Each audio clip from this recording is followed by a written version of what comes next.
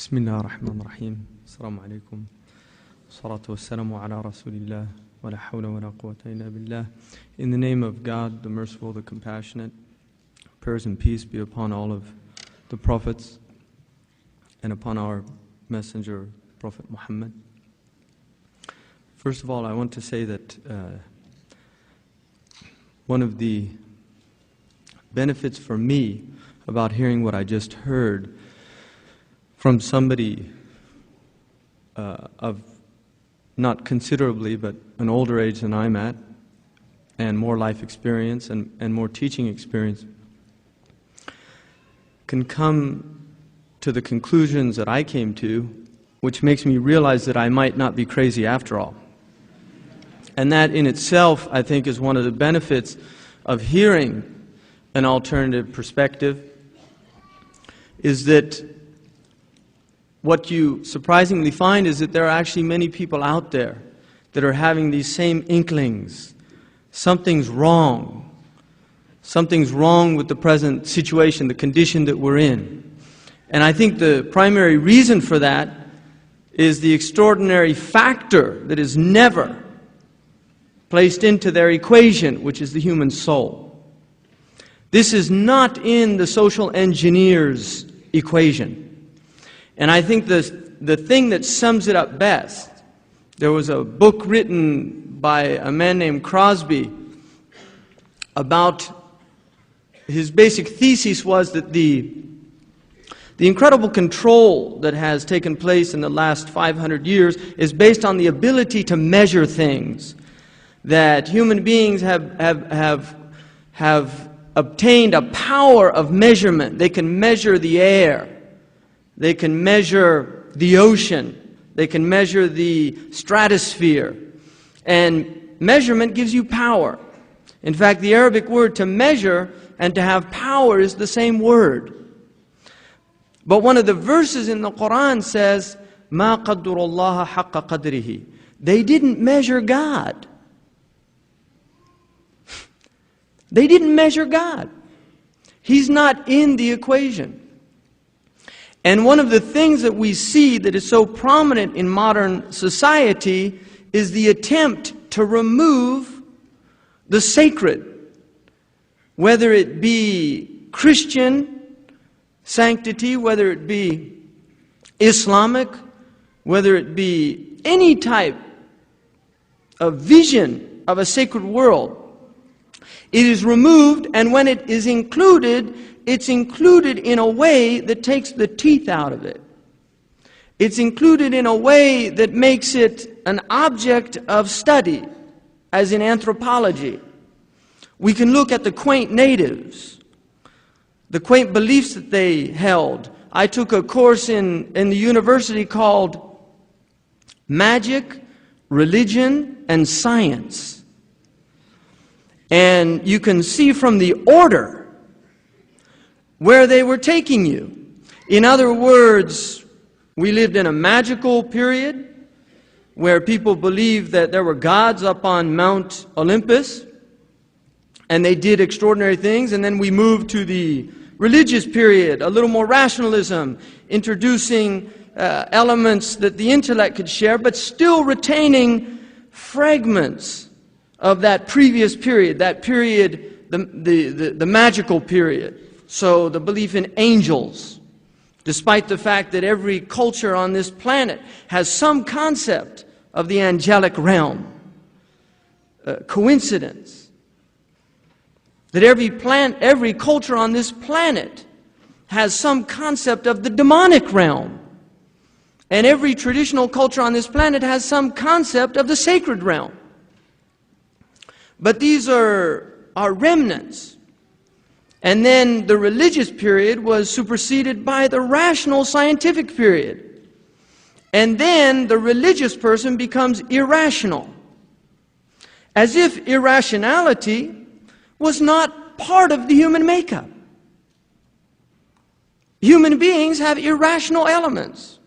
Why do you fall in love? Is there anything rational about falling in love? And yet a large part of my life has been affected by the fact that I fell in love with a woman. And it was a completely irrational event. I couldn't tell you why it happened. I couldn't even tell you how it happened. But it happened, and I've got some children running around as a result. It was irrational. But it was one of the best things that I ever did. So we do irrational things, and we shouldn't be ashamed of those irrational things that we do if there's some type of satisfaction that comes out of it, if there's some meaningful event, if there's some purpose, if it fulfills something necessary to our humanity, to our being, then we cannot say it's irrational. But what becomes irrational is a society that claims to be the most rational society on the planet, and yet it has the most irrational premises at its foundation. The premise that human beings can be controlled. The human being is a loose cannon on this planet. And we have to thank God for that. The human being is unpredictable. The human being will do things because he's told he can't do them, because it's impossible. And sometimes, because he was told he can't do it, he does something extraordinary, or she does something extraordinary that changes the world for the better, and sometimes for the worse. And that's being human as well. The ability to make human mistakes. There are people now who would say, what do we do? We've got this system. What John Taylor Gatto just said, it would seem as he's saying, throw the whole thing out. And we're told there's no turning back the clock. You can't go against progress. There are people that will say that. They'll say, this is human progress. You can't go against progress. And yet, one has to question the intelligence of somebody who recognizes that they've made a wrong turn down the wrong road and it's taking them to the wrong destination, and they see a sign. You see, you're going to a place called Paradise, South Dakota. And you turn on the wrong fork and suddenly it says, Hell, Arizona. You have to question the sanity of that person to not turn his car around and head back to where he made that mistake. Because that's a sign of intelligence to make a mistake and to rectify the mistake that you've made. And if you can't do that, then you're stupid. And those are the people that are supposed to get the F's. Really, we have to question a society now of lemmings headed for a precipice, and nobody is saying stop. And the people that are saying stop are called radicals, are called extremists. A lot of people don't realize that some of the greatest, most celebrated people in these so-called universities, these higher centers of learning, were radicals in their time. Some of them were killed because of their ideas, burnt at the stake, put under house arrest. And then we can honor them. Like they used to say, the only good Indian is a dead Indian. That's what the Americans used to say. The only good Indian is a dead Indian. Well, now you can have Hollywood films in which Geronimo's the hero. He's the hero. The bad guys are these stupid white guys. We can do that now, but woe unto Geronimo when he was calling his people to rebel against control. A free people. A free people. Look at the Southwestern Indians. I want to take one example, the Anasazi Indians. They lived in a place, there's a place now called Chaco Canyon. Chaco Canyon, nobody knows what it is. But there was a woman, she's an anthropologist, who also happened to be an astronomer. And she was one day examining some glyphs up on a hill, on a rock, a mesa, that overlooked this site of these Native Americans. They weren't called Native Americans when they were living there. They got that title later. I've never understood why the Aboriginal peoples of America have accepted that idea of being a Native American. And some haven't, but some do, and it always intrigued me that. But they obviously weren't called that then. This woman was up on this rock, and she was looking at this glyph. It was a circle, and it had a spiral that looked, oddly enough, like what we now know as a galaxy. Galaxies are spirals. You always you see these pictures from the Hubble telescopes of these spirals, and you wonder about order. Why is it a spiral? I mean, why do you see that in a seashell? That same spiral down here on planet Earth. What is that in nature? The secularist word for the divine. What is it that in nature that likes spirals? In fact, our whole bodies are spirals. It's called a double helix. It's everywhere. So she was looking at this, and suddenly there was a flash of light that went right through this spiral from the rock. And she looked back, and there was a slight sliver in rocks that had been placed there, and she thought, what's today? And she realized it was the equinox. And she realized that she was actually seeing the zenith point. And she said, is this some kind of astronomical glyph? So she began to study it, no longer as an anthropologist, but now as an astronomer, which is, we have to ask, how do these coincidences happen? You have to wonder.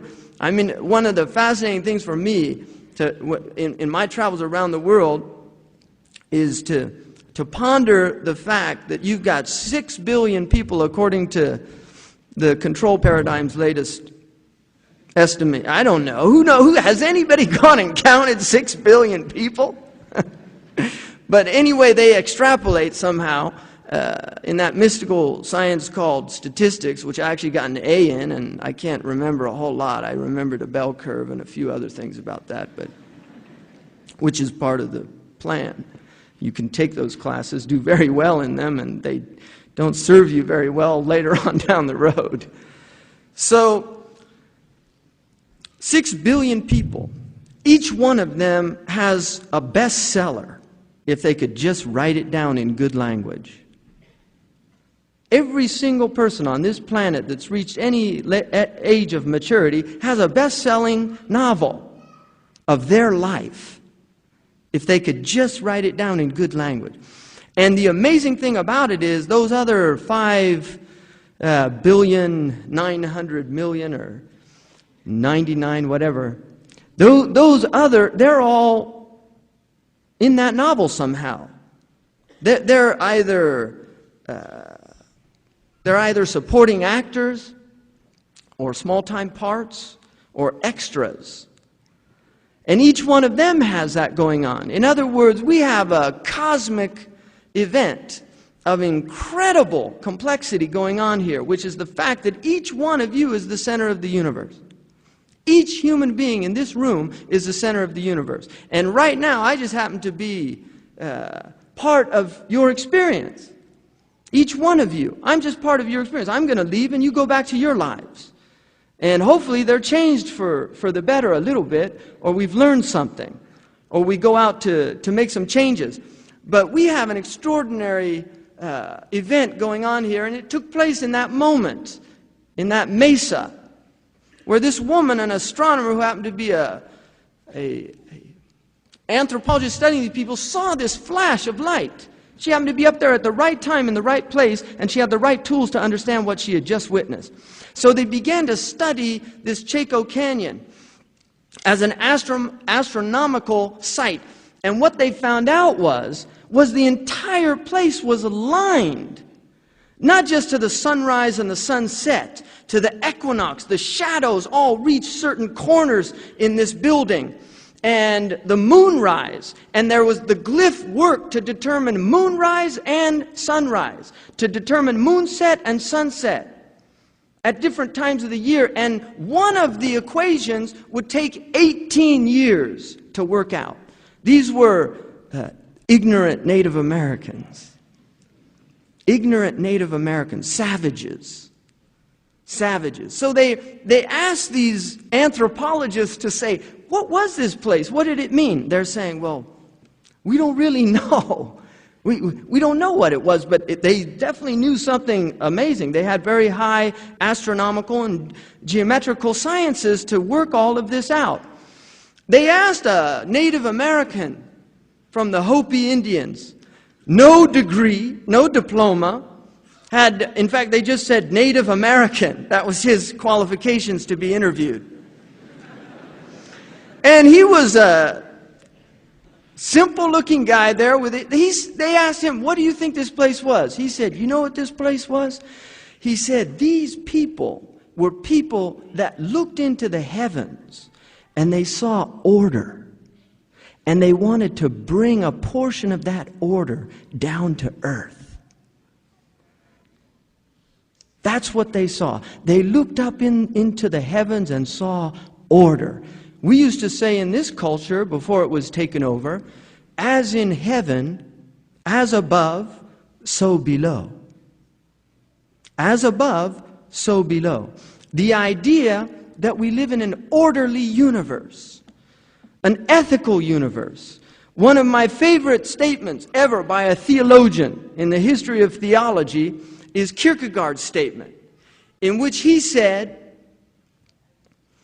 if every human being on earth was let into heaven, and only one man was condemned to hell, and I was that man, then from the depths of the abyss of hell, I would declare the eternal justice of God.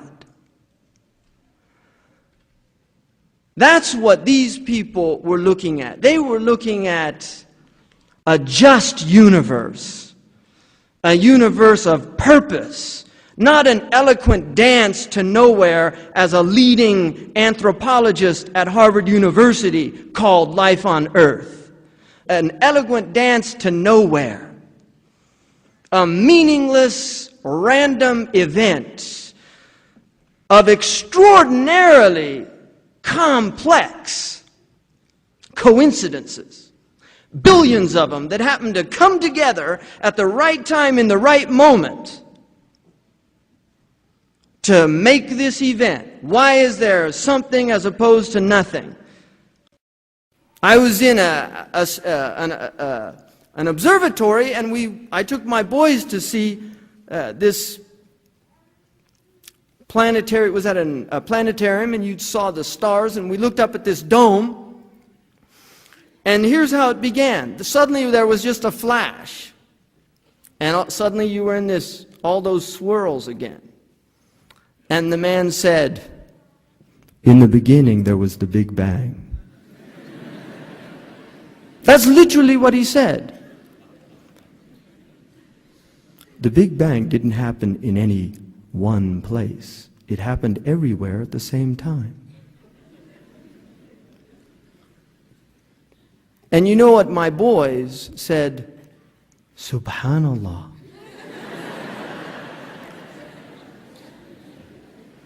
Because they knew who did that.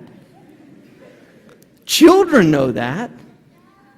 One of the things Fakhruddin al-Razi said, if you take a rock and you look at a 2-year-old and you hide behind a wall and you throw the rock over his head, the 2-year-old will turn around, and if he can't walk, he'll crawl over to investigate where the rock came from. Why can't that 2-year-old just believe it popped out of nowhere? Why can't it do that? Why can't that 2-year-old just simply believe that it popped out of nowhere? Because inherent in human nature is the belief that for every effect there is a cause. For every effect there is a cause. And it starts right from the beginning.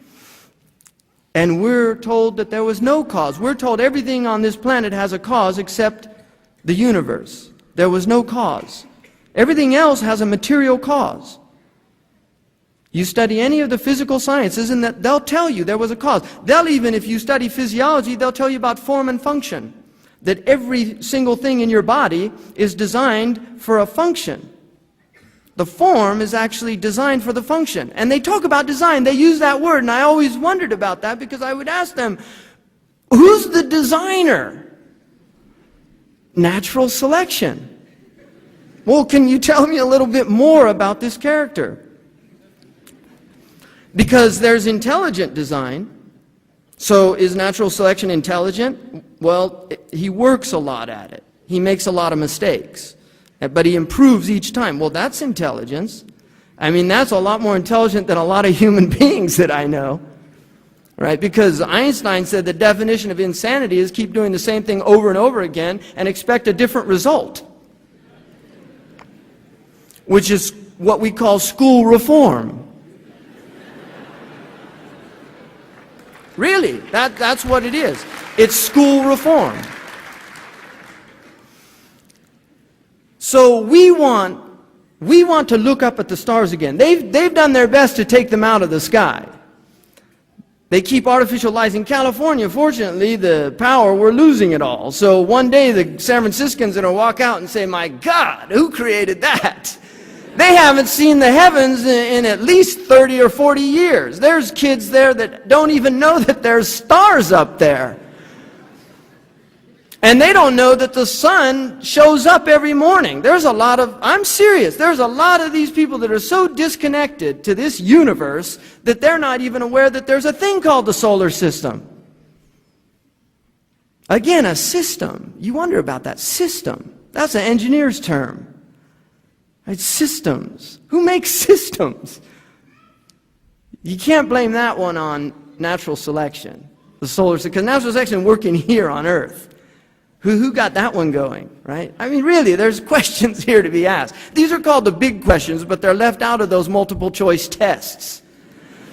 Somebody once had you know this guy, he's called the telephone man, and this is a true story. He was a telephone man in a yellow book, and I was in a bookstore, Cody's bookstore in Berkeley.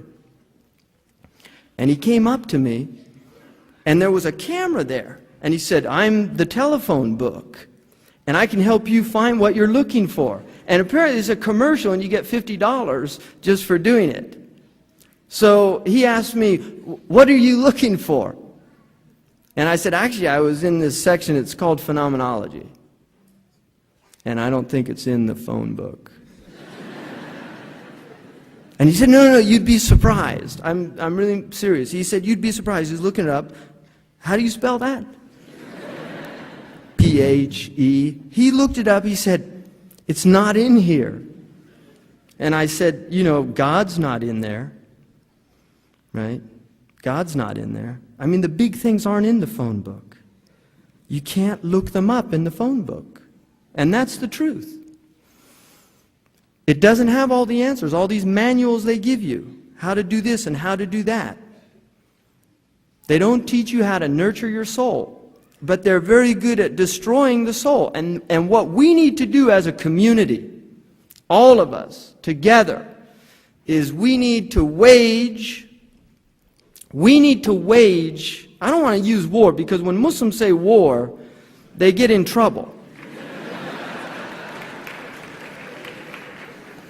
But we need to wage, I'll use Brian Wilson's term, we need to wage unconditional peace against a culture controlled by a handful of people. And people say, well, are you saying there's a conspiracy? I'm saying that you don't hang around long enough after the movie to read the credits. There's no conspiracy about who made the film. You just saw a film, and that film had an agenda. And if you didn't stay long enough, you'll often miss what the agenda was. For instance, there was a film called Executive Decision, with Steven Seagal and Kirk something or other and a whole bunch of other famous people that people go and see just because their names are in there. They don't care what the movie's about, but they go to see those people. This film was about terrorists, Muslim terrorists, taking over an airplane. And interestingly enough, the white guy who goes to save the plane is using a plane that can latch onto another plane, which was actually a Pentagon project that was canned by Congress. And the Pentagon was upset about this. So he latches onto the plane, and then a whole bunch of minorities are under his command, and they go in to take over and get these Arabs out of there who are going to blow up the entire East Coast. How they got that baggage onto that plane is another story. But that's Hollywood. So the interesting thing about this is if you stayed till the end of the credits, at the very end, not at the beginning, after Steven Seagal and all those characters and the producer and this, they said, we'd like to thank the United States Air Force. We'd like to thank the United States Navy. We'd like to thank the Secretary of Defense for making this film possible. That's an agenda.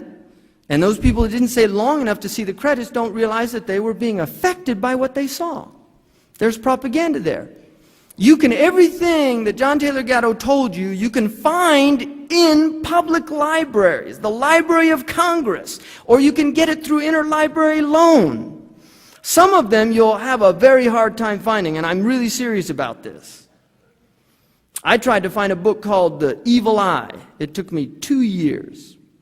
And the book was about a lot of studies that were done about television. This man's premise was that he felt that there was a lot of mind control going on in television, but it's a fascinating book to see the studies of what they knew back in the 50s about the severe effects that television were having on people. So where do we go beyond schooling? What do we do as people? We are human beings here together in this auditorium.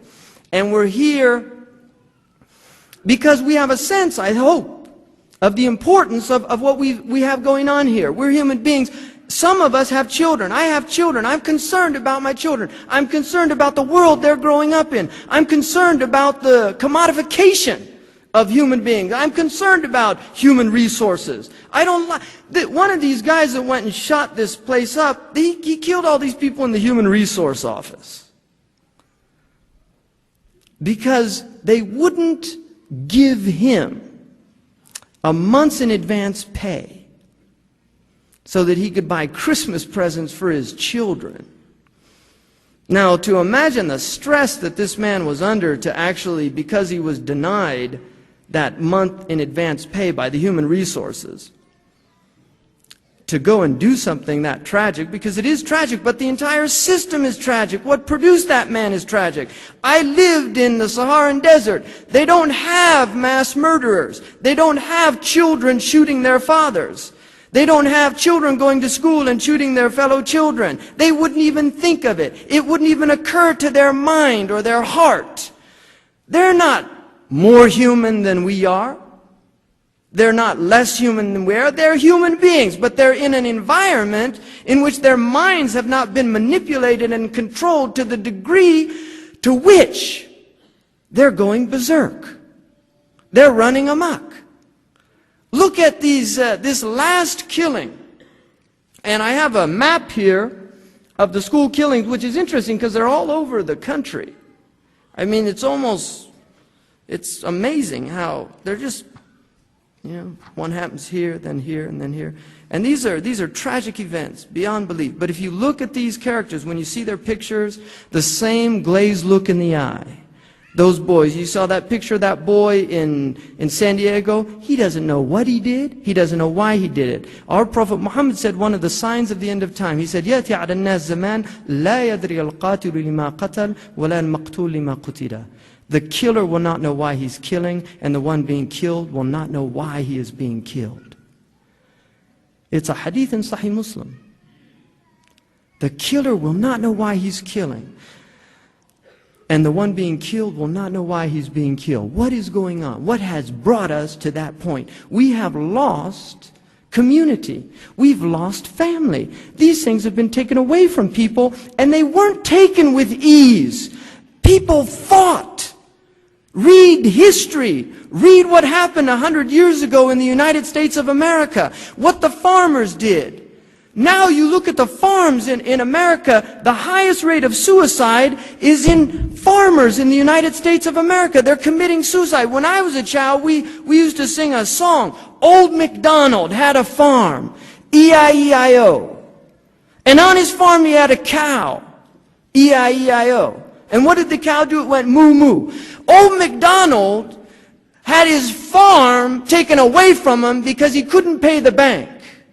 His cow doesn't go moo-moo anymore because he's got foot and mouth disease or mad cow's disease.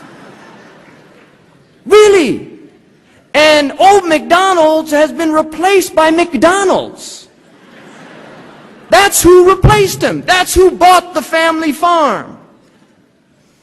And he's going to genetically alter the corn that you're eating. He's going to genetically alter the food that you're eating. In the health food stores in the United States, they have to put out things that say, we cannot guarantee the absence of genetically modified food in our foods. And if you have an ounce of intelligence to think that this ignoramus that we call Homo sapien can improve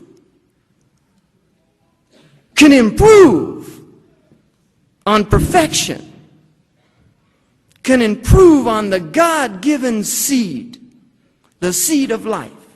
If you believe that man, this is called hubris in the ancient Greeks, this is what destroys man, is his arrogance, his belief that he can do things that he is not qualified to do. And the sign of an intelligent man is to know his limits.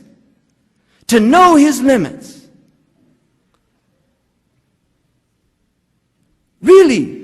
We have to question what is going on out there, and our silence is complicity. The silent one is complicit in the crime. If you stand by and watch a crime happening, you're part of that crime. You're aiding and abetting that crime if you don't do something about it. The Arabs say, the hadith says, as-sukut alamatu ridha. Silence is the sign of contentment. Silence is the sign of contentment. We should be standing up. The Europeans went out and marched in large numbers to prevent genetically modified food. And yet these things, people aren't even debating these things because we have an educational system that makes us docile, that makes us think. Like John Taylor Gatto said, it makes people accept orders even if they're stupid. It makes them accept. There's people that... There was an old lady in England, and she was pouring tea. She had her cream there, and as she was pouring it, she said, you know something very strange about this cream. When I was young, I remember cream going off really fast. But this cream doesn't go off anymore. It'll last 2 weeks. My grandfather said he had an orchard. And he used to tell us, if we found a worm in the apple, he said, I wouldn't eat an apple a worm wouldn't eat.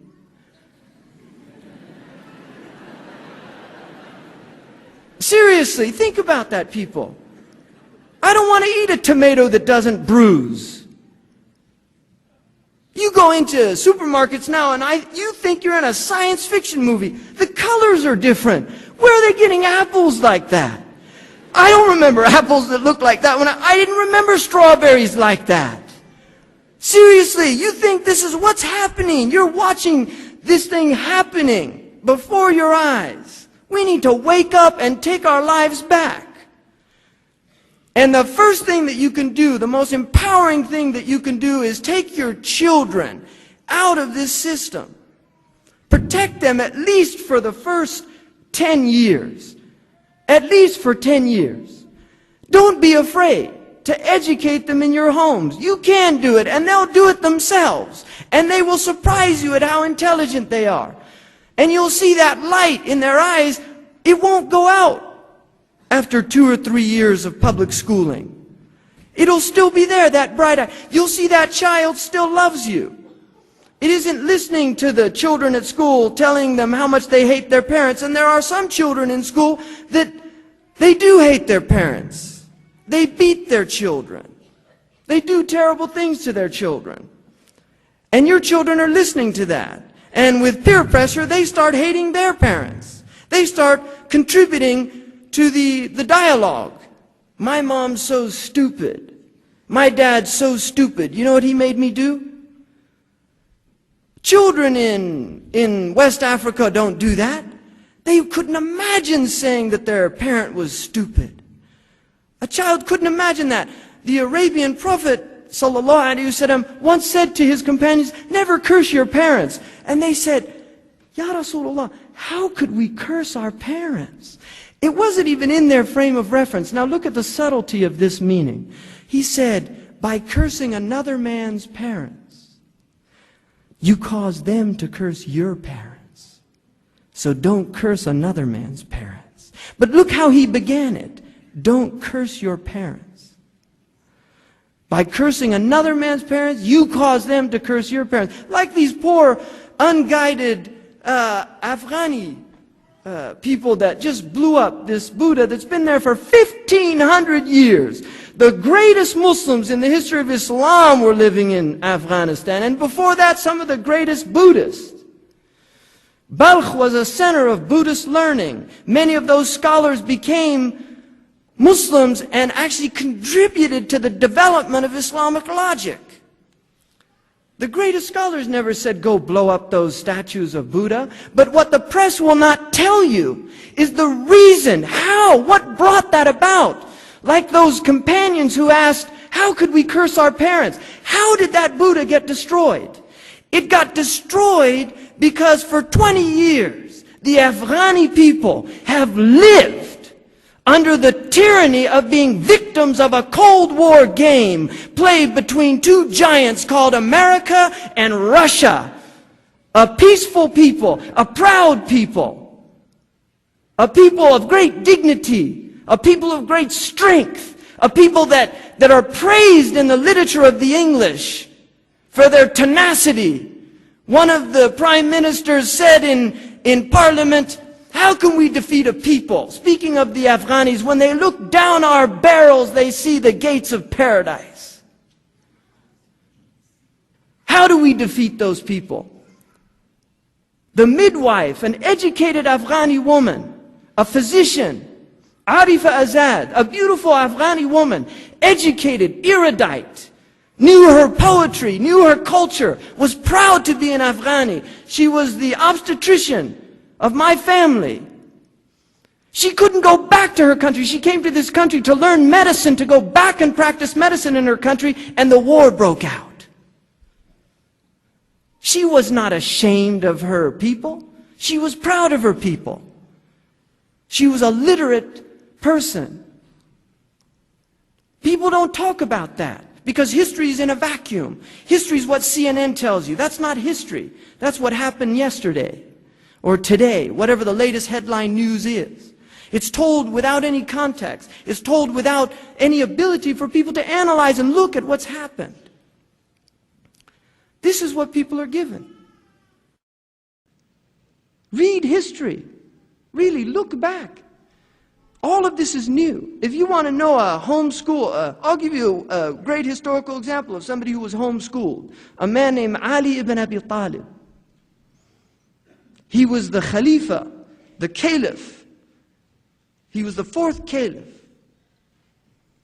He was a brilliant man. He was a genius.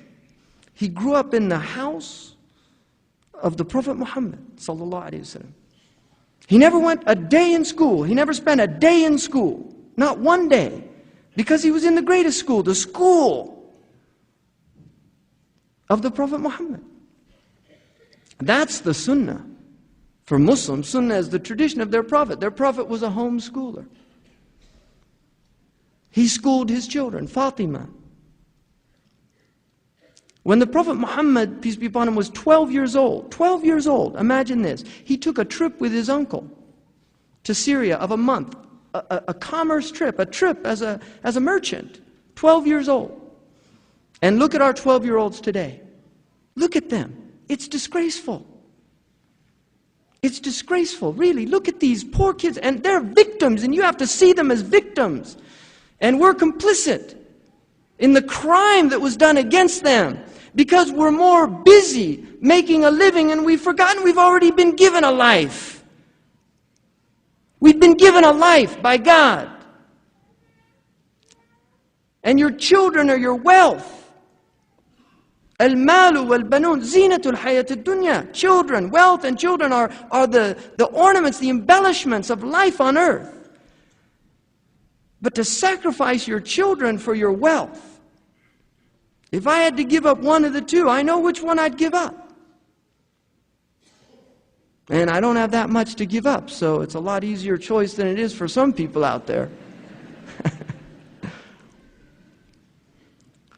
We need to retake our communities, really. You need to stop buying these at these corporate. Really, don't buy from them. Don't wear the logos. Don't wear the Nike swoosh. Why should you give them free advertisement if they're not going to pay you? Seriously, why advertise for them? Take them off their clothes, or don't buy their clothes. Make your own clothes. People used to make their own clothes. You can buy cloth. Go buy cloth. Learn how to sew. Sewing's a good thing to learn how to do. Well, I'm going to feel stupid walking around in homemade clothes. Well, who do you think made you feel stupid? The same people trying to sell you those clothes that they made that look a lot stupider than homemade clothes. We've got kids walking with pants halfway down their bottoms, with shoes that are so big. Some of these young girls walking around, my God, how do they walk? And we know it's bad for their spines. Really, all of this is madness. You're not the mad one. But if you have enough sense of who you are and whose you are, you have some individuality, you have some spine, you have some courage to be different. It takes courage to be different. People ask me, every time they say, what about your children being homeschooled? What about socialization? I said, that's why we're homeschooling. For God's sakes, get that through your brains. That's why I'm homeschooling. I don't want them socialized into that madness.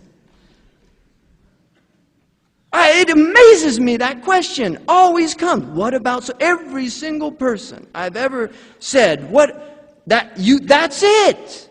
I don't want my children, I look out there, I see these kids the same age, they scare me. When I was a little kid, and I did some Huckleberry Finn things that I'm probably a little ashamed of, but when I was a little kid, if an adult looked at me with any type of disdain, I felt fear. I'll tell you something, I feel fear looking at these 8-year-olds. I really do. And one of them broke a bottle in front of my house, and I went outside and I said to him, hey, excuse me, what are you doing? He said, what's it to you, man? This kid was 10 years old. If I had said that when I was 10 years old in Mill Valley, California, that man would have taken off his belt and whipped me, and my mother would have thanked him for doing that. It wasn't called child abuse in those days. Al Capone, one of the worst criminals in the history of America, according to the history books, was thrown out of school when he was 12 years old for punching a teacher in the mouth. Al Capone, he didn't bring a knife to school and knife his teacher. He didn't shoot him. He punched him in the mouth, and he was the worst kid on the block. Al Capone went on to have an extraordinary career in crime. But he was a clever fellow. People don't realize that Al Capone probably did more for the people of Chicago than most of the multinational corporations that are centered in Chicago. He opened up soup kitchens and fed poor people that didn't. They loved him, Al Capone. You know why they got angry at him? Poor old Al, right? You know why they got angry at him? They loved Al. They really did. You can read the history. Al Capone at his trial, when they mentioned that he actually wore, they had somebody up there who made his underwear. Homemade underwear. Al Capone was a rich guy. He wore homemade clothes. That's what rich people do. They don't. You think rich people are buying that stuff at the Gap? Rich people they pay somebody to make their own clothes. They eat organic produce, right? Really, they do. They eat from homemade bowls. They don't buy mass-produced stuff. You can make your own bowls. Rich people, they're too busy ruining the world to make their own bowls, so they pay other people to make their own bowls. But the point is, they don't eat from mass-produced things. The wealthiest people don't. They really don't. Al Capone, when it was mentioned that he wore silk underwear, blushed. That's what the reporter said. In other words, the man had some shame in his heart. We didn't even see Clinton blush. The President of the United States, when he lied to the American people, didn't even blush. Al Capone blushed because his underwear was mentioned. When Clinton's private parts were mentioned, not his underwear, mind you, his private parts, the man didn't blush. What does that tell you about Al Capone and the President of the United States? Well, I'll tell you something. It tells me that I think Al Capone was probably a better person. Really, I think he probably had something in his heart that gave him a sense of shame, despite the fact he was a horrific human being. The reason the Chicago people went against Al Capone is because he killed 7 men, allegedly. It wasn't the killing of the gangsters. They could care less. You know what really upset them? He had his cronies dress as policemen. That's where Al went too far. That's what really troubled them. The idea of a police officer being a mafioso. In other words, it was too much, even for the people of Chicago. 7 people. And the people of Chicago were up in arms. We have 7 people being killed every hour in Chicago now. Really? I mean, look what's going on out there. And people they're no longer shocked at these things. My mother told me, who grew up in the 1930s in San Francisco, California, that if a person died, it was front page news for at least a month. If a person was killed, murdered, it was front page news for at least a month. Why have we allowed this to happen? Really, something very, very wrong has happened, and what it is that your souls are dying. We're literally dying of suffocation, spiritual suffocation. Our souls are dying. And before the lights are out completely, I would advise all of you to reject this and to commit your lives to turning the tide. Because the danger of people that can see things another way and have the courage and the motivation to set out to change those is that very often they succeed. That's why those people are dangerous. People that can see things the way they should be and not the way they are. Those people are dangerous people. And I hope I'm a dangerous man. I really do. I hope I'm a dangerous man, and I hope all of you will commit to being dangerous people. A danger to what's wrong out there.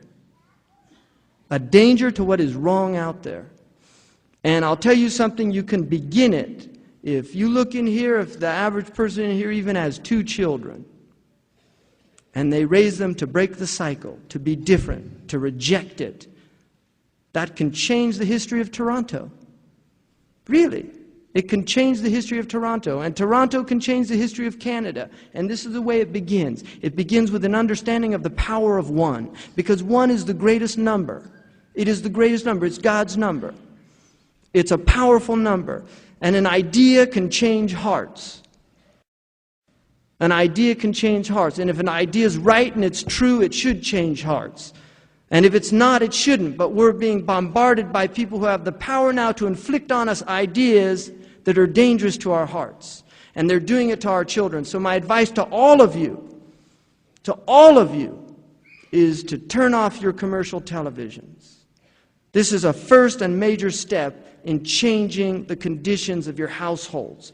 Turn off and this is an act of courage. It's an act of courage. It's the coward that allows others to amuse himself.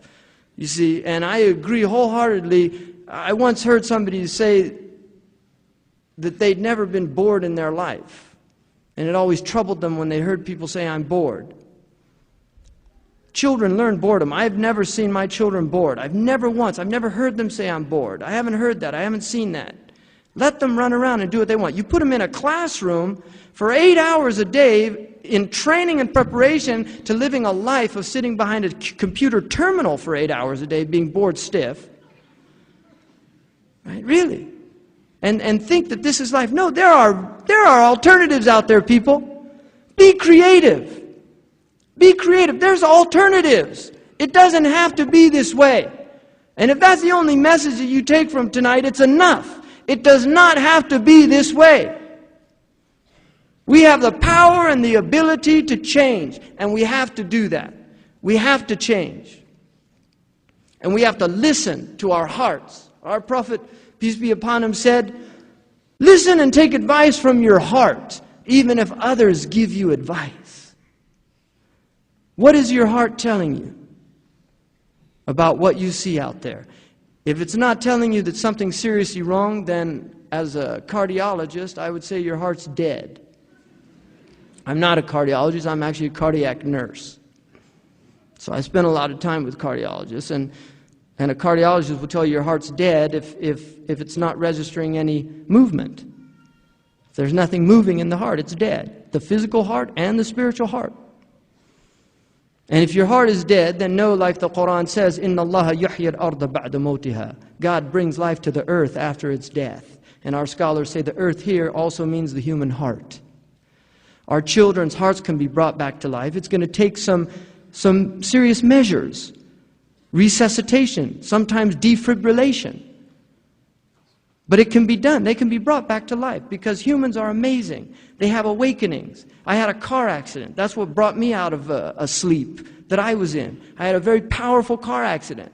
And I was confronted with my own mortality. And that's why they don't want to tell you about death. They don't want to let you think about death. They want to fill your lives with empty songs. They'll replace real friends for friends on a TV sitcom that know nothing about you, that don't care whether you live or die. If you want to know if you live in a community, then somebody said the best way to assess that is ask yourself, will the person at the grocery store realize, if you happen to drop dead today, that you're no longer buying groceries there? That's how you know if you have any community whatsoever. Will the person that you buy gas from, will the person that does this or that for you, will they even remember that you were a person in their life? Because that's what's been taken away from people. We need community. We need community. We are communal beings. We're beings of community. Every religious tradition, the Sangha of the Buddhists, the Ummah of the Muslims, the Ecclesia of the Christians, every religious tradition has a sense of community, of bringing people together. And we're difficult to be with each other. You have to set aside differences sometimes. We're hard to be together. That's part of being human. It's learning to deal with that obstinate person over there and that contrarian over there. And you could be the contrarian yourself. And they're having a hard time dealing with you. But that's what life is about. It's about setting aside differences for a greater good. Coming together, listening to each other. We were at a poetry recital in New Mexico, and we had a spectacular night. Everybody read a poem, and we had a beautiful night at Darul Islam with all these teachers. And when we finished, I said that I would just like to have a moment of silence, I think, or a prayer for all those people out there watching television right now, who are deprived of the joy of human companionship, of sharing poems together, of sharing thoughts together. And you know what? A man came up to me after he was a teacher, and he was almost in tears. He said to me, when you said that, I just realized something. I've been spending the last 20 years of my life in front of a TV set every night, and this is the best time that I've had. And it's not, don't let it happen at Borders. Don't let them co-opt that. Because they'll do it. They'll tell you, come down and have a poetry thing, and we'll even give you Borders poetry thing, and you can advertise us on the thing. Make your own coffee houses. Really, be be people of creativity. Be people of creativity. And the thing I'll end on, 2 notes. One is, John Taylor Gatto said they want you to be docile. They want you to obey orders. And it reminded me of a hadith of the Prophet Muhammad, peace be upon him, in which a group of men went out, and he put one of the men as an emir over the others, which is a leader on this journey. And this man, he was probably a humorous fellow, he told his companions, see that fire? I'm commanding you to jump into the fire. And they looked at each other and they said, the whole reason we became Muslims was to save ourselves from the fire. So we're not going to do it. He said, I'm the emir, I'm the ruler. They said, well, let's go back and ask the Prophet of God. So they went back to the Prophet ﷺ, and they told him the story, and he said, لا طاعة لمخلوق في معصية الخالق. Never obey a creature if it means disobeying the Creator. Never obey a creature if it means disobeying the Creator. And I would put forth that we're in gross disobedience of natural laws. Laws that are part of nature. We're in a state of disobedience and we need to atone. Really, we need to redeem ourselves. All of these things that are happening on this planet, I believe that we live in a moral universe, that there's reasons these things are happening. There's reasons why the ozone has a hole in it. There's reasons why the weather is no longer like it used to be. There's reasons why you don't see birds and bees anymore in many parts of our lands. There's reasons why our forests are disappearing. There's reasons why our lakes are poison and toxic. There's reason why our food now kills 20,000 people in the United States every year. 20,000 people. More than was killed in a year in Vietnam in their own war statistics are dying from the food they're eating. There's reasons for all these things because we're out of balance and we've forgotten what the heavens are. The heavens are order, and we need to bring that order down here. And there are many ways to do that. I'm a Muslim and I'm committed to Islam, but there's people in here that have their wisdom traditions. And if those wisdom traditions are working for them, then the Quran says, Ya ahl al-kitab, lastum ala shay' hatta tuqimu at-Tawrata wal-Injil. O people of the book, you're not on anything until you practice your Torah, until you practice your gospel. Guidance has been given to humanity. Really, guidance has been given. And everybody agrees on certain basic things except the control paradigm out there. They're the only ones that don't agree. And the majority of people in Canada and America, the majority of people, according to the dominant paradigm statistics, believe in God, believe in an afterlife. So why aren't these things ever even discussed in our public schools? Why aren't they even discussed? So my advice to all of you really is don't obey any creatures if it means disobeying your Creator. And if you want to know what disobedience to your Creator is, the Prophet said, disobedience to your Creator is what doesn't feel right in your heart. Listen to your heart. Listen to your heart. I thank you very much and apologize for going on a little longer than I probably should have. And I hope that you do what the Quran tells you to do, whether you're a Christian or a Jew or a Buddhist or a Muslim. The Quran gives a beautiful piece of advice, and it applies to every human being. الَّذِينَ يَسْتَمِعُونَ الْقَوْلَ فَيَتَّبِعُونَ أَحْسَنَهُ. Those who listen to what's been said and they follow the best of it. Thank you very much.